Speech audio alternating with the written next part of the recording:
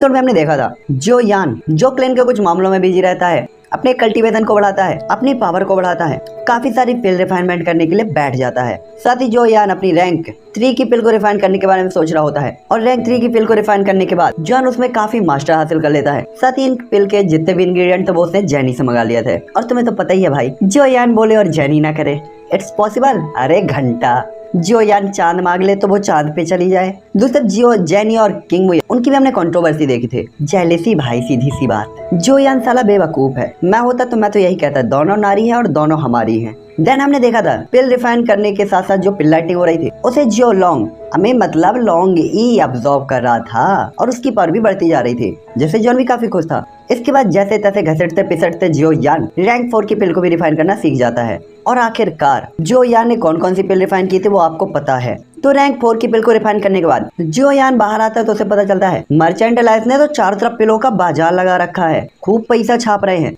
पिल palace को तो गिरा के रख दिया और जो यान रातों रात चारों तरफ फेमस हो गया, क्योंकि उन्होंने अनाउंस कर दिया कि भाई जो यान हमारे साथ है। और इसके बाद ये एपिसोड मैं वहीं पेंड कर देता हूँ। तो ये वाला एपिसोड स्टार्ट होता है जस्ट वहीं से। तो इसके बाद हमें सीन शिफ्ट हुआ दिखाई देता है रात के खाने पे, जहाँ जो यान बैठा हुआ होता है। साथ ही सैडोली वो हमेशा की तरह अभी भी शांत थी और उन्होंने कोई भी मूवमेंट नहीं की थी। साथ ही ये लोग काफी ज्यादा मिस्टीरियस भी थे। दूसरी तरफ मर्चेंट अलायंस जो कि डेमन ट्राइब और ह्यूमन ट्राइब के साथ कॉन्ट्रैक्ट में था। तो मर्चेंट अलायंस के प्रॉफिट में डेमन ट्राइब का भी एक पार्ट था और इससे भी ज्यादा डेमन ट्राइब, जिनकी खुद की स्पिरिचुअल पावर अभी कुछ ज्यादा अच्छी नहीं थी, न ही उनके पास कोई स्काई फायर थी, उन्हें भी पिल रिफाइंड माइंड के लिए अच्छे टैलेंटेड लोगों की अभी कमी फील हो रही होती है। लेकिन फिर भी ये हाई प्रॉफिट उनके लिए काफी हेल्पफुल हो सकते थे। साथ ही डेमन एम्परर किंग हावरान, उनके लीडरशिप के साथ डेमन क्लेन काफी खुश होता है, क्योंकि मर्चेंट अलायंस से उन्हें जो प्रॉफिट मिल रहे थे वो डेमन क्लेन के लिए काफी अच्छे थे। साथ ही जो है अभी भी किंग हावरान का ब्रदर था, इसलिए वो एक इम्पोर्टेंट पर्सन बन गया था डाउडी कॉन्टिनेंट के अंदर। जैसे अब वो नहीं कहते चाचा विधायक है हमारे, वैसे ही जॉन कहता है भैया डेमन एम्परर है हमारे। साथ ही जॉन को पॉपुलर होता हुआ देखकर डेमन एम्परर भी काफी खुश थे। साथ ही वो खुश इस चीज के लिए भी थे कि अभी भी उनके पास अथॉरिटी थी ब्लड कोई पिल को रिफाइन करने की, जिससे उनके पास पैसों का एक सोर्स हो गया था, जिससे वास्तव में वो डेमन क्लेन को एक बार फिर से खड़ा कर सकते थे। साथ ही किंग हावरान ने स्टार्टिंग में केवल ओल्ड डेमन एम्परर की डिजायर के कारण जोयान की मदद की थी। साथ ही धीरे धीरे जोयान के साथ रहने पे उन्हें पता चला कि ये बंदा कितना ऑनेस्ट है। साथ ही उन्हें अपने दिल में इसके साथ थोड़ा सा लगाव फील हुआ और इसके बाद उन्हें लगा कि हाँ, इससे दोस्ती की जा सकती है, तो उन्होंने दोस्ती कर ली। लेकिन उन्होंने नहीं सोचा था कि उनके सामने वाला बंदा वास्तव में उनके डेमन क्लेन की इतनी बड़ी हेल्प कर सकता है और मर्चेंट अलायंस के लिए इतना प्रीसियस पर्सन बन सकता है। और ये सोचकर तो किंग हावरान भी काफी खुश होते हैं, क्योंकि ब्लड डेमन्स का वापस से पावरफुल होना किंग हावरान जोयान के लिए ये काफी ग्रेटफुल फील कर रहा होता है। उसे पता रहा है कि डेमन क्लेन को वापस इकट्ठा करने के लिए काफी बड़ी कीमत चुकानी पड़ेगी और काफी पैसों की जरूरत पड़ेगी। साथ ही प्रेजेंट टाइम पे सोल डेमन्स काफी पावरफुल हैं और उनके साथ कोऑर्डिनेट करना या कि कोऑपरेट करना अभी भी काफी मुश्किल था। लेकिन काफी सारे ऐसे डेमन ट्राइब थे जो सोल डेमन के साथ जुड़ी हुई थी। लेकिन ब्लड डेमन ट्राइब की पावर को बढ़ता हुआ देखकर वो धीरे धीरे ब्लड डेमन ट्राइब और किंग हावरान की तरफ आ रहे होते हैं। हालांकि ये केवल प्रॉफिट के लिए था, लेकिन हो वही रहा था जो किंग हावरान चाहता था, जिससे किंग हावरान हंसते हुए सबको एक्सेप्ट करता है। दूसरी तरफ सोल डेमन क्लेन का जो पैट्रियार्ट होता है बेचारा थोड़ा सा उदास होता है और उनकी तो बैठकों पे बैठ के और मीटिंग्स हो रही होती हैं कि कैसे हटाया जाए इस बंदे को। उसके दिल में तो पूरे दिल में तूफान मचा हुआ होता है। उसे पता था अब डेमन ट्राइब में कोई बड़ा तूफान आने वाला है। जिसके बाद हमें पिल पैलेस दिखाया जाता है और उसका मेन हॉल जो कि काफी शानदार होता है, उसके सिंहासन पर एक आदमी बैठा हुआ होता है जिसका चेहरा उदास था। साथ ही वो हजारों साल पुराने बादल की तरह दिखाई दे रहा होता है। पता नहीं राइटर क्या लिखना चाहता था, लेकिन सस्ते नशे में लिख रहा है तो हम भी उसे दोष नहीं दे सकते। जिसके बाद वो चिल्लाते हुए कहता है अपने सामने बैठे हुए सफेद कपड़े वाले ओल्ड मैन के सामने, जो उसके सामने घुटना टेके बैठा हुआ होता है। साथ ही उसके चेस्ट पे कुलरोन का मार्क बना हुआ होता है। वो कहता है ये कैसे हुआ? क्या तुमने मुझसे नहीं कहा था कि तुम उसे पकड़ लिया है? क्या तुम मुझे स्पष्टीकरण दे सकते हो?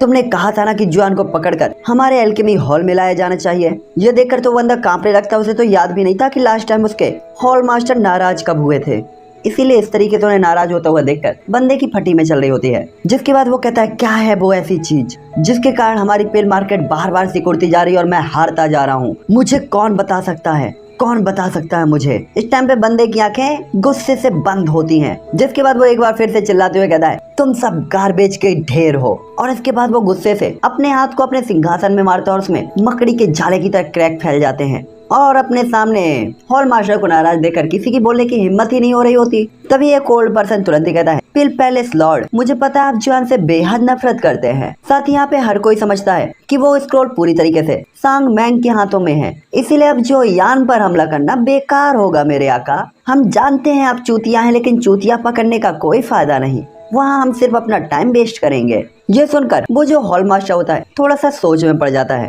और इसके बाद कहता है, कुछ ही महीनों में लगभग 1/4 पिल्स और पिल मार्केट को और इंग्रेडिएंट मार्केट को मर्चेंट अलायंस ने स्वेलो कर लिया है। ये उनके कब्जे में है। मुझे बताओ कि इसका क्या किया जाए, ये सिचुएशन कैसे सॉल्व की जाए। और ऐसा कहते हुए बेचारा शांत हो जाता है। उसे पता था गुस्से में कुछ भी नहीं उखाड़ पाना है। साथ ही उसे पता था इस टाइम पे उसके डांडिया यानी कि पिल पैलेस को काफी नुकसान हुआ था, जिससे वो बताया भी नहीं जा सकता था। इसीलिए एल्डर कहते हैं, चलो बात करके ही कोई सॉल्यूशन निकालते हैं। हालांकि मेरे पास कोई खास अच्छा प्लान तो नहीं है, लेकिन ये काफी तेज और काफी इफेक्टिव होना चाहिए। दूसरा पैलेस मास्टर बेचारा मुरझाई हुई पत्ती की तरह सिंहासन पे लोटा हुआ होता है। दूसरा इस टाइम पे कोई भी चीख चिल्ला के बात करने की हिम्मत नहीं करता और 3 या 5 लोग के ग्रुप में यहाँ पे डिस्कशन करने के लिए सभी लोग एक साथ बैठ जाते हैं। जिसके बाद एक बंदा कहता है, मास्टर सबऑर्डिनेट के पास रिपोर्ट करने के लिए कुछ इम्पोर्टेंट बात है। ये सुनकर हॉल मास्टर तुरंत ही उसकी तरफ देखता है तो वो अपने सामने ओल्ड मैन को देखता है जो काफी ज्यादा बूढ़ा था। और ये डीकन एल्डर वही ओल्ड एल्डर होता है जो कि बिगिनर कंपटीशन को ऑर्गेनाइज कर रहा था। इसलिए पिल मास्टर थोड़ा सा नाराजगी से उसकी तरफ देखता है और कहता है, क्या अभी भी इतने बड़े डिजास्टर के बाद भी तुम्हें रिपोर्ट करने की सूझ रही है? अभी भी कोई ऐसा मामला बच गया जिसकी रिपोर्ट करना जरूरी है? बताओ। ये सुनकर तो बेचारा डीकन कांप जाता है। उसके तो माथे से ठंडा पसीना टपकने लगता है। जिसके बाद वो तुरंत ही कहता है, माय लॉर्ड, बिगिनर कंपटीशन में चैंपियन सुआंग हुओ, सेकंड पोजीशन वाला लैंग टियान, उन्होंने अब तक रजिस्ट्रेशन नहीं कराया है। यह सुनकर हॉल मास्टर नाराजगी से कहता है, क्या मेरा एल्केमी हॉल इतना ज्यादा गिर गया है कि वो छोटे से लोग भी मेरे एल्केमी हॉल की परवाह नहीं करते? इस टाइम पे तो बंदा बौखला गया होता और तुरंत ही कहता, मुझे रीजन बताओ कि वो लोग रजिस्ट्रेशन के लिए क्यों नहीं आए। ये सुनकर वो तुरंत ही कहता है, सबऑर्डिनेट इतना कैपेबल नहीं है। वास्तव में मुझे रीजन नहीं पता, लेकिन मुझे एक बहुत ही अजीब चीज का पता चला है। ये सुनकर पैलेस मास्टर जो कि गुस्से में चिल्लाने ही वाला था, खुद के गुस्से को दबाता है और उसकी तरफ देखते हुए कहता है, बताओ जल्दी। जिसमुख कहता है, हाँ, बिगिनर कंपटीशन में सुआंग वो नाम के उस बंदे को फर्स्ट पोजीशन मिली थी, लेकिन उसने अपना इनाम छोड़ दिया था और लैंगटियान के साथ अपने प्राइस को एक्सचेंज कर लिया था। जिसमें वास्तव में मैं भी थोड़ा सा हैरान हुआ था, लेकिन मैंने इसके बारे में ज्यादा नहीं सोचा। लेकिन जब मुझे इसके बारे में बाद में महसूस हुआ तो मुझे लगा कुछ तो गड़बड़ है कि एक ऐसा एल्केमिस्ट जिसने इतनी अच्छी बिल्कुल ड्रोन छोड़ दी हो, तो वहाँ पे केवल एक ही पॉसिबिलिटी हो सकती थी कि उसके पास कोई बेहतर कुलड्रोन होना चाहिए। ये सुनकर हॉल मास्टर डीकन की तरफ देखते हैं, लेकिन कोई भी इम्प्रेशन नहीं दिखाते। जैसे बेचारा अपने पसीने को पोंछते हुए कहता है, ऐसा इसलिए क्योंकि स्वांग हुओ द्वारा रिफाइन की गई पिल के अंदर काफी अलग एट्रीब्यूट और क्वालिटीज थी, लेकिन इस पिल के कारण मेरे सबऑर्डिनेट को इस पिल की काफी अच्छी समझ है और उसमें जो क्वालिटीज आई वो होना बिल्कुल इम्पॉसिबल था। तो इससे केवल एक ही स्पष्टीकरण पता चलता है कि स्वांग वो का जो कुलड्रोन है वो पीक हाई क्वालिटी वाला कुलड्रोन होना चाहिए, जो कि वास्तव में मेडिसिन पिल को और अच्छा इफेक्ट दे सकता है। और ऐसा कहते हुए तो उस डीकन की आंखें साइन हो रही होती हैं। तभी पिल हॉल का हॉल मास्टर कहता है, बस इतना ही। इस टाइम पे वो वास्तव में उस पिल कुलड्रोन के बारे में और जानने में इंटरेस्टेड था।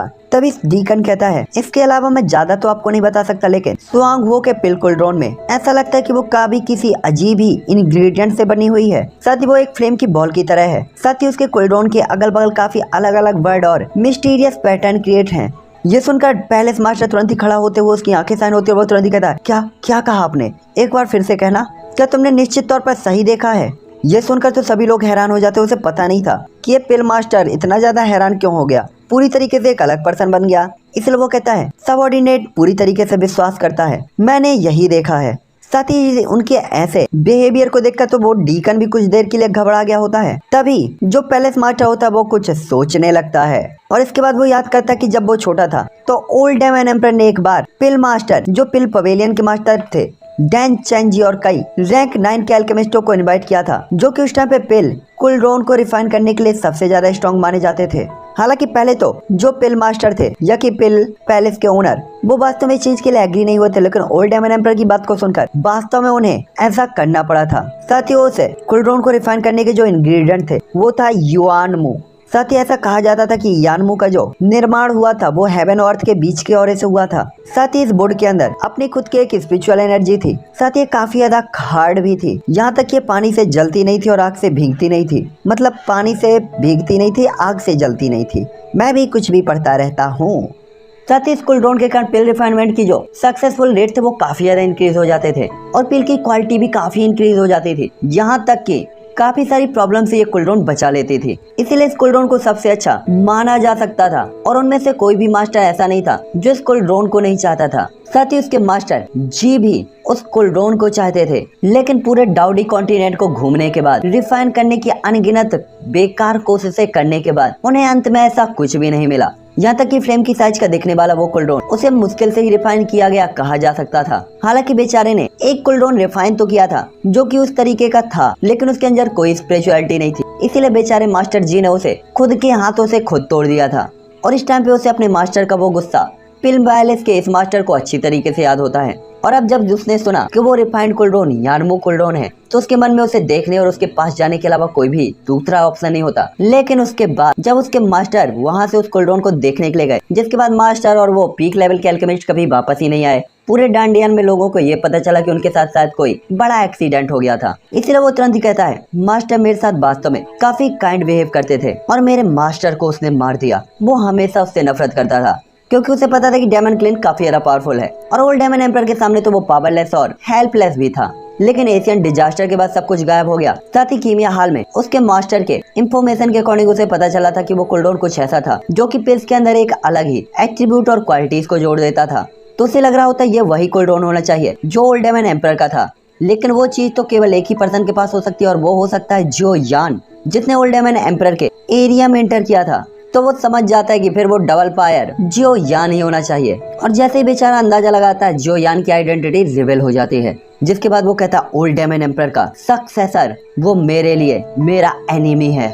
और उसकी आंखों में नफरत को साफ साफ देखा जा सकता था। जिसके बाद वो कहता है मैं उसे मारकर मेरे मास्टर की आत्मा को शांति दूंगा। मैं पिल हॉल का मास्टर हूँ। मेरे पास पूरे कॉन्टिनेंट के ज्यादातर एल्केमिस्टों को कंट्रोल करने की पावर है। और अगर इस तरीके का कुलड्रोन है जो कि वास्तव में एक होली आर्टिक्राफ्ट है, डिवाइन आर्टिक्राफ्ट, तो ये वास्तव में मेरे पास होना चाहिए। इसीलिए वास्तव में मैं एक तीर से दो शिकार करूंगा, अपने मास्टर का बदला भी लूंगा और वो कुलड्रोन भी लूंगा जिसकी ख्वाहिश मेरे मास्टर की भी थी। जिसके बाद वो तुरंत कहता है एल्डर डीकन तुरंत एक ऑर्डर भेजो, पूरी पावर का यूज करो, पूरी तरीके से जांच करो कि वो डबल फायर कहाँ है, जितनी जल्दी हो सके रिपोर्ट करो, कोई खबर लीक नहीं करेगा। इस बार हम ग्रेट अपॉर्चुनिटी को हासिल कर पाएंगे या नहीं। उसका ये ऑर्डर सुनते ही जो वो एल्डर होता है वो काफी ज्यादा खुश होता है और थोड़ा सा रिलैक्स फील करता है। ऐसा लग रहा था कि उसकी ये रिपोर्ट वास्तव में काफी बड़ी हेल्प थी, जिससे वो काफी खुश होता है और हाँ कहकर तुरंत ही वहाँ से निकल जाता है। एल्डर डीकन के पीछे मुड़ते ही और हॉल से जाते ही हर कोई काफी कंफ्यूज होता है, उसे नहीं पता था कि क्या करना है। तभी पैलेस मास्टर कहता है हर कोई तुम सबको ये दिखावा करना चाहिए कि तुम में से किसी ने कुछ नहीं सुना, और अगर आप में से किसी ने कुछ सुना है तो आपको पता होना चाहिए क्या हो सकता है। हालांकि जो पैलेस मास्टर होते हैं ऐसा उन्होंने बिना किसी इम्प्रेशन के कहा होता, लेकिन हर कोई फील कर सकता था इसके अंदर किलिंग इंटेंट और को, इसलिए कोई भी ज्यादा क्वेश्चन पूछने की हिम्मत नहीं करता और सिर हिलाकर वहाँ से निकल लेते हैं। तभी पैलेस मास्टर कहते हैं मेरे लिए कोई अच्छी स्ट्रेटजी के बारे में सोचो, और ऐसा कहते हुए वो बाहर चला जाता है। जिसके बाद हमें ह्यूमन ट्राइब का होली प्लेस दिखाया जाता है, जहाँ पे 2 मीटर ऊंचे सरफेस के ऊपर गोल्डन ड्रैगन के नक्काशीदार एक सिंहासन पर एक आदमी बैठा हुआ होता है, जिसके पीछे ड्रैगन स्क्रीन होती है और उस हाफ एजेड मैन ने काफी शानदार कपड़े पहने हुए होते हैं। जिसके बाद सामने मर्चेंट अलायंस और डांडियान के बीच की बात को सुनकर वो काफी ज्यादा जोर से हंसता है और तुरंत ही कहता है सेकंड ब्रदर अनबिलीवेबल। इतने सालों के बाद भी लोगों को परखने में जैन वूफान की नजर अभी भी खराब नहीं है। और उसके बाद वो अलायंस के लीडर को बुलाने के लिए कहता है और उसके मुंह से ब्रदर वर्ड निकलने के कारण ऐसा लग रहा होता है कि शायद यह ह्यूमन ट्राइब का लीडर और जैन वूफान का सबसे बड़ा भाई जैन जोंग फैंग था। साथ ही वो इस टाइम पे मर्चेंट अलायंस की पावर को देखकर काफी खुश होता है। उसे पता था ह्यूमन ट्राइब मेनलैंड में सबसे बड़ी पावर और स्ट्रॉन्ग पर्सनालिटी बनकर बैठी हुई है। साथ ही जैन जोंग फैंग के वर्ड्स ने सांगमैंग और जोयान को काफी परेशानी से बचा लिया था, लेकिन उसने यहाँ पे केवल जैन वूफान के लिए कहा था कि जैन वूफान को छूने की किसी को इजाजत नहीं। लेकिन जोयान के लिए तो वो ऐसे रिएक्ट करता है जैसे उसके लिए उसे उसकी कोई परवाह ही ना हो। और आखिरकार वो अलायंस का लीडर था जो पावरफुल पावर की ही परवाह करता था। जॉन जो कि 3 स्टार डाउडी था, वो उसके लिए कोई भी मायने नहीं रखता था। साथ ही जैन फैमिली के ये दोनों ही ब्रदर काफी टैलेंटेड थे और वे दोनों ही 6 पावर हाउसेस में से थे और दोनों अपने अपने एरियाज में पावरफुल पोजीशन में थे और इनकी पावर 6 स्टार डाउडी पर होती है, जिससे ये कहा जा सकता था कि जेन फैमिली का जो बैकग्राउंड या फाउंडेशन था वो सच में काफी स्ट्रॉन्ग था। हालांकि कई पावरफुल पावर हाउसेस इस टाइम पे खुश भी होते हैं तो कुछ दुखी भी होते हैं। जो यान के तरीके ने अनजाने में डाउडी कॉन्टिनेंट की अर्थव्यवस्था को बदल दिया होता है और जाने अनजाने में एक ऐसा स्टॉर्म क्रिएट कर दिया होता है जिसमें वो भी फंसने वाला था। लेकिन ये सिर्फ इतना था कि जो यान को इनमें से कुछ भी पता नहीं था। वो तो अपने एल्केमी रूम में पिल्स को रिफाइन कर रहा होता है और आखिरी हेवनली पिल को रिफाइन करने के बाद जो यान खड़ा होता है उसकी हड्डियों की चटकने की आवाज आती है। उसकी आंखें थोड़ी सी थकी हुई होती हैं। उसने दिन रात एल्केमी में कल्टीवेट करते हुए आखिरकार सक्सेसफुल तरीके से रैंक 4 में अपनी पावर को बढ़ा लिया होता है। साथ ही वो रैंक 5 को ब्रेक थ्रू करने के काफी करीब था। दूसरा लॉन्गी गोल्डन लाइट में बना हुआ जो यान के बगल में खड़ा हुआ होता है। दूसरा जान खुश होता है कि लॉन्गी को कोई भी चोट नहीं लगी थी। साथ ही लॉन्गी की बॉडी के जो आसपास पिल लाइटिंग के लाइटिंग बोर्ड साइन हो रहे होते हैं। साथ ही कुछ ही महीनों के अंदर लॉन्गी का जो हो रहा होता है वो काफी ज्यादा बढ़ गया होता है और ऐसा लग रहा था कि वो ब्रेक थ्रू करने के काफी नजदीक है। साथ ही साथ उसने इस टाइम पे जो पिल लाइटिंग को ऑब्जर्व किया था उसे पूरी तरीके से ऑब्जर्व नहीं किया था, जिससे वास्तव में उसकी पावर बढ़ने वाली थी। जिसके बाद जॉन कहता है चलो अब बाहर जाने का टाइम है और जॉन दरवाजे को धक्का देता है और बाहर की ठंडी हवा को फील करता है। तभी दरवाजा खोलते ही एक आवाज आती है, लिटिल लायर, तो आखिरकार तुम बाहर आ ही गए। और जॉन जो कि बस अभी ठंडी हवा का आनंद ले ही रहा था तुरंत ही अपने आप को कंट्रोल करता है और अपना सिर घुमाकर एक्सट्रीमली ब्यूटीफुल फिगर को देखता है जो अपने छोटे से चेहरे के साथ एक पेड़ की तरफ झुकी हुई होती है और केवल जो यान को ही देख रही होती है। साथ ही इस टाइम तक जो यान को न देखने के बाद किंग मुयर को हमेशा ही अपने दिल में कुछ खालीपन सा महसूस हुआ करता था, जैसे वो अपनी लाइफ में कुछ मिसिंग फील कर रही हो। इसलिए जब भी उसके पास टाइम होता था वो एल्केमी रूम की तरफ आ जाती थी और यहाँ खड़े होकर जो यान का इंतजार करने लगी थी। साथ ही उसे कुछ महीनों तक इंतजार करना पड़ेगा उसके बारे में तो उसने कभी नहीं सोचा था। लेकिन आखिरकार उसने जो यान को देख लिया था जिससे वो काफी एक्साइटेड हो गई थी और उसके पेट में काफी सारी शिकायतें थी। तभी जो यान उसे देखते हुए कहता, मुयर क्या तुम यहाँ पे मेरा इंतजार कर रही थी? जॉन काफी हैरान होता है। उसके तो दिल में हलचल मच जाती है। उसे पता था निश्चित तौर पर ये कोइंसिडेंस तो नहीं हो सकता, क्योंकि वो अगर यहाँ पे बाहर आते ही किंग मुयर से मिला था तो मतलब था कि मुयर यहाँ पे अक्सर आया करती थी। साथ ही उसकी देखभाल का एहसास जॉन को काफी खुशी फील करा रहा था, खासतौर पर इतनी ज्यादा एक्सट्रीमली ब्यूटीफुल और टैलेंटेड लड़की द्वारा अगर देखभाल की जा रही थी तो। साथ ही किंग मुयर की स्माइल को देखते हुए जॉन को अपनी हार्ट बीट काफी ज्यादा फास्ट फील होती है। तभी किंग मुयर तुरंत ही भाव खाते हुए कहती है, मैं तुम्हारा इंतजार क्यों करूंगी? मैंने तुम्हारा इंतजार बिल्कुल नहीं किया, मैं तो बस यहाँ पे घूमने के लिए आई थी। जो सुनकर जोयान हंसने लगता है। तभी मुयर तुरंत ही कहती है, लिटिल लायर, क्या बात है, क्या तुम रैंक 4 के एल्केमिस्ट बन चुके हो? तभी जॉन कहता है, ठीक है, मैं उम्मीद पे खरा उतरा, और अपना सिर हिला देता है। ये सुनकर तो मुयर उछल पड़ती है और तुरंत ही कहती है, बहुत बढ़िया। और उसके बाद कहती है, चलो लिटिल लायर, हर कोई तुम्हारा इंतजार कर रहा है और उन्हें तुम्हें देखकर काफी खुशी होगी।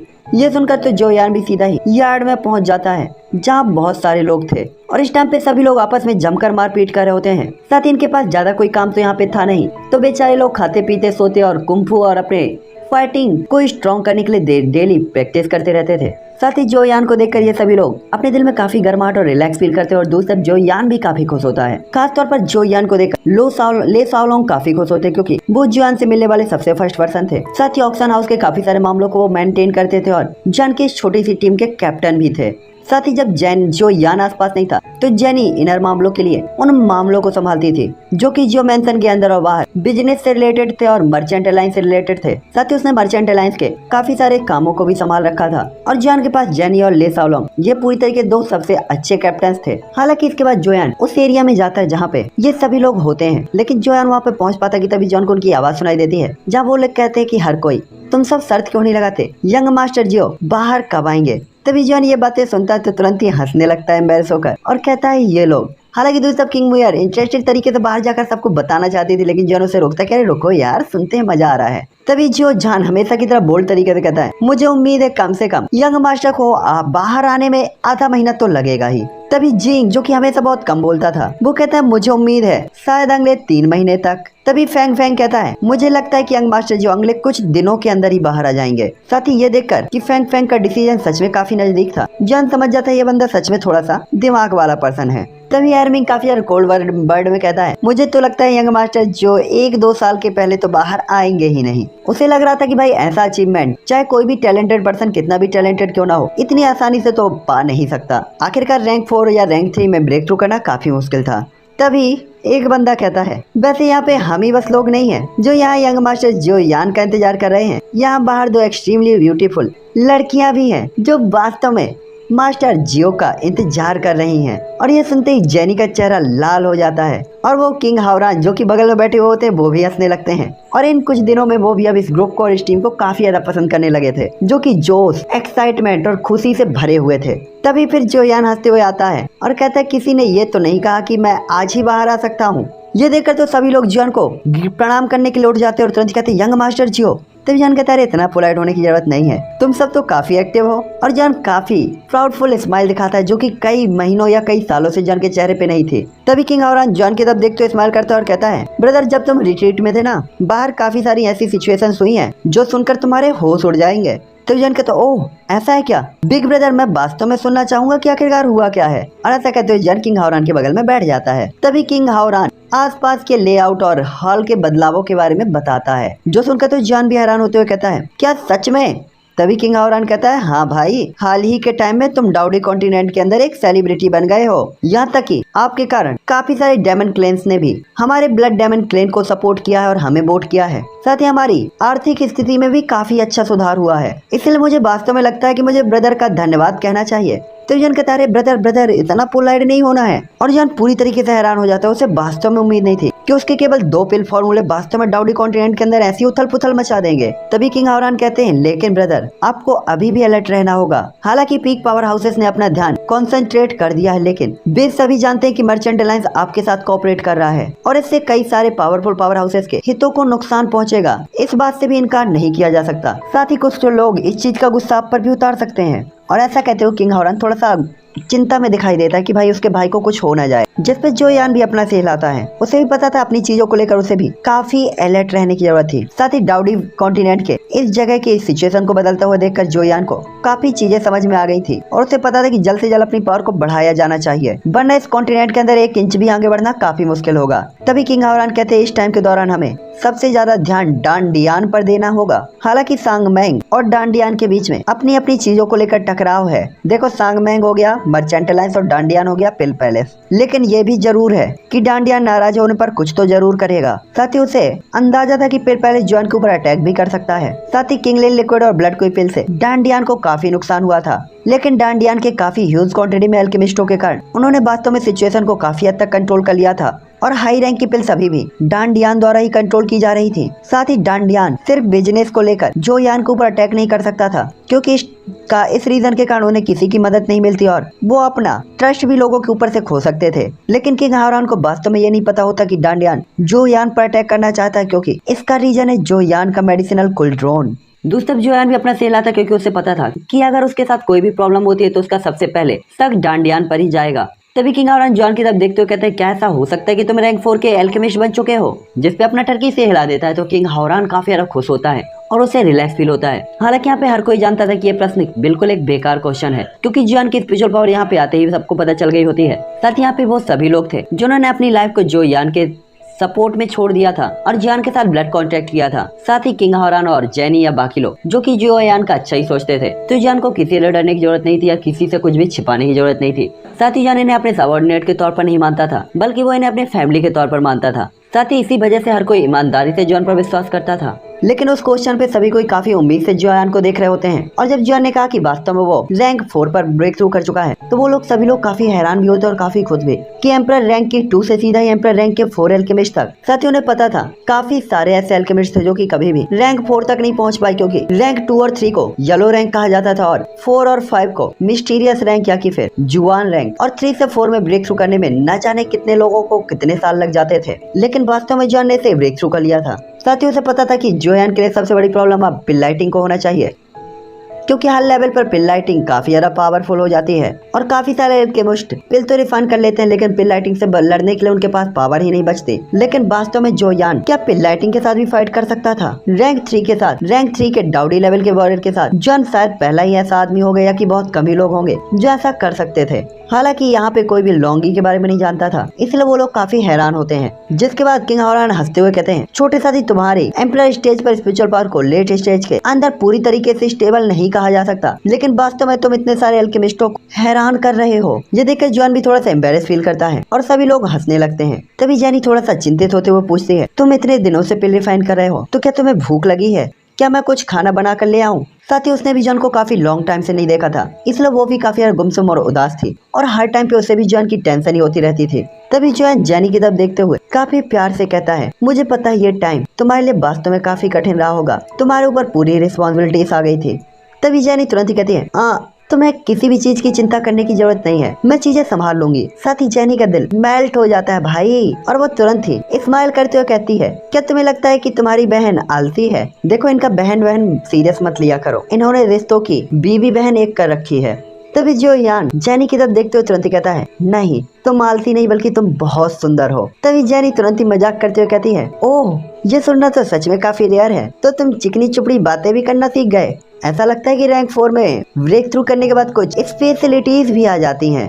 काफी अच्छा प्रॉफिट हुआ है तुम्हें। यह सुनकर हर कोई हंसने लगता है और जॉन थोड़ा सा एम्बेरस हो जाता है, क्योंकि आखिरकार लड़कियों के सामने बात करने में अपना टर्की अभी भी काफी वीक था। दूसरी तरफ किंग मुयर वो तो गुस्से से नाखुश होते हुए जॉन की तरफ देख रही होती है। दूसरी तरफ किंग हावरान अपनी सिस्टर को नाखुश देखकर थोड़ा सा उदास होता है और तुरंत ही टॉपिक चेंज करते हुए कहता है, मुझे नहीं पता कि मेरा लिटिल ब्रदर आगे क्या करने की स्ट्रेटजी बना रहा है। ये सुनकर जो यान को भी याद आता है, जॉन ने भी इसके बारे में सोचा था कि अब उसे टीम को मेंटेन करने और उसके लिए एक लीडर को चूज करने की जरूरत थी, क्योंकि जब वो आसपास नहीं होगा तो बिना लीडर के टीम अनकंट्रोल हो सकती थी। इसलिए जो यान अपनी टीम का सामना करता है और एक एक करके चीजें उन्हें बताता है। और इसके बाद जॉन कहता है, ब्रदर ले साओ लॉन्ग आप कुछ टाइम के लिए टीम के मैनेजमेंट को संभालेंगे और टीम को मैनेज करेंगे। साथ ही इस टाइम पे करने के लिए कुछ भी नहीं है, इसीलिए ज्यादा से ज्यादा फाइटिंग स्किल्स का कल्टीवेशन करने दें। साथ ही अगर आपको किसी भी चीज की जरूरत हो तो आप मेरे पास आ सकते हैं। जॉन जानता था कि मैनेजमेंट में वो अच्छा नहीं था, इसलिए ये मामला ले साओ लॉन्ग के ऊपर छोड़ना सबसे अच्छा था, क्योंकि ले साओ लॉन्ग तो इसमें स्पेशलिटी करके बैठा था भाई, पीएचडी करके बैठा है बंदा।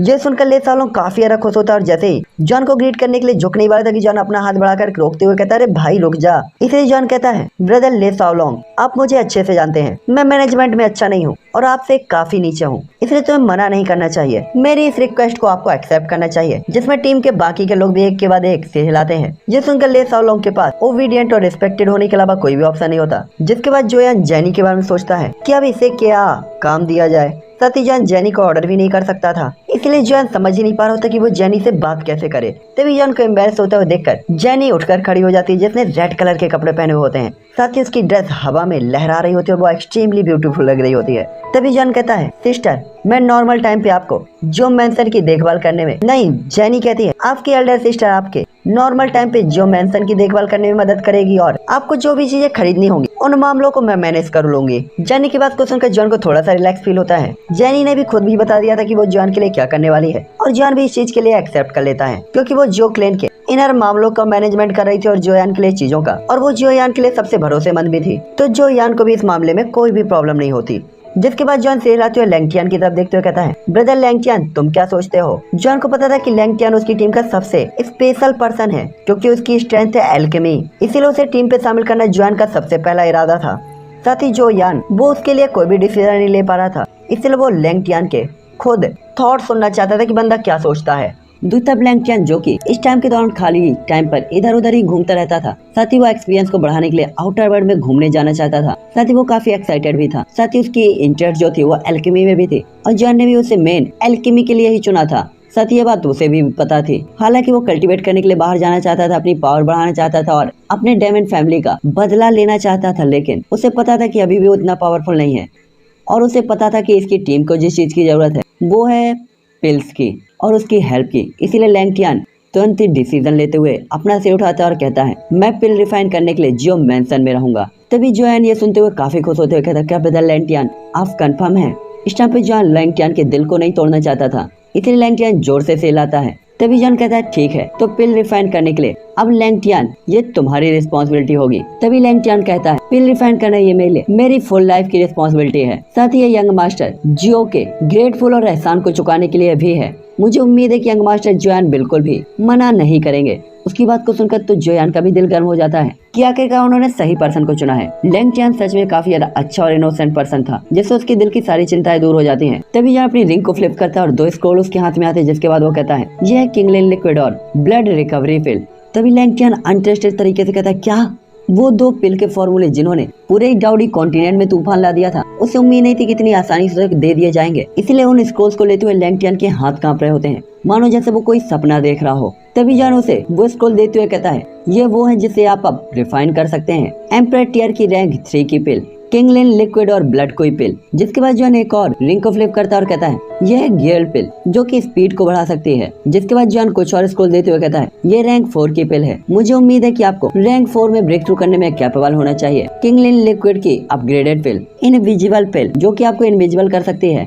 हेवनली पिल जो कि ताकत को तुरंत ही बढ़ा सकती है। यह सोल ईटर पिल जो कि सोल मार्क को हटा सकती है, लेकिन मुझे नहीं पता सोल डिवोरिंग मार्क क्या है। जिसके बाद यह है बॉडी प्रोटेक्टिंग पिल जो आपकी फिजिकल स्ट्रेंथ को बढ़ा सकती है और बॉडी के सामने शील्ड को क्रिएट कर सकती है। ये देखकर तो लैंगटियन का दम सा घुटने लगता है कि जिन हाई लेवल्स की पिल का उसने सपना देखा था वो आज उसके सामने थी, और ये सब कुछ रियल था या वो सपना देख रहा था, उसे भरोसा नहीं हो रहा होता। जिसके बाद जॉन कहता है, मेरे पास यही फॉर्मूले हैं, मुझे उम्मीद है कि ब्रदर इन्हें रख सकता है। तब लैंगटियन तुरंत ही जोयान की काइंडनेस का धन्यवाद देते हुए इसे एक्सेप्ट करता है और तुरंत ही अपने फोरहेड को टच करता है, जिससे एक ब्लड लाइट निकलती है जो सीधा ही जॉन के फोरहेड के अंदर चली जाती है। जिसके बाद वो कहता है, मुझे उम्मीद है कि यंग मास्टर जो उन्हें इस चीज से निराशा बिल्कुल नहीं होगी। और ऐसा कहते हुए लैंगटियन तुरंत ही जोयान को ग्रीट करता है और ये देखकर तो हर कोई दंग रह जाता है और इस दिल ही दिल में लैंगटियन की काफी तारीफ करते हैं। जिससे जॉन एम्बैरस होते हुए स्माइल करता है, लेकिन कोई भी प्रतिक्रिया नहीं देता। जिसके बाद वो कहता है, ब्रदर लैंगटियन आपने ऐसा क्यों किया?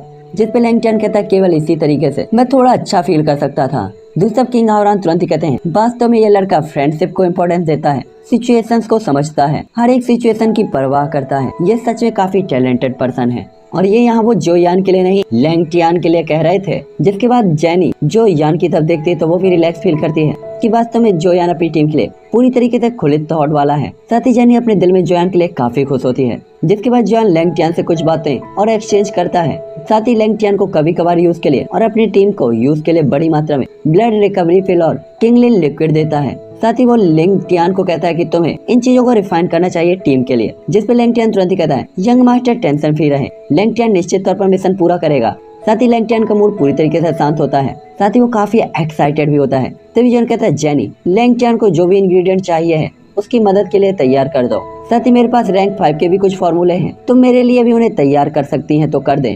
तभी जेनी स्माइल करते हुए कहती है, क्या आप रैंक 5 में ब्रेक थ्रू करना चाहते हैं? साथ ही दूसरी तरफ सभी लोग जो यान की तरफ देखते हैं और जो यान जेनी की तरफ। इस टाइम पे सभी लोग यही सोच रहे होते कि रैंक 4 में ब्रेक थ्रू करने के बाद क्या वास्तव में जॉन रैंक 5 के लिए आगे बढ़ने वाला है? जिसपे जॉन तुरंत ही कहता है, ये सही है। और इसी के साथ ये एपिसोड अब यहीं पे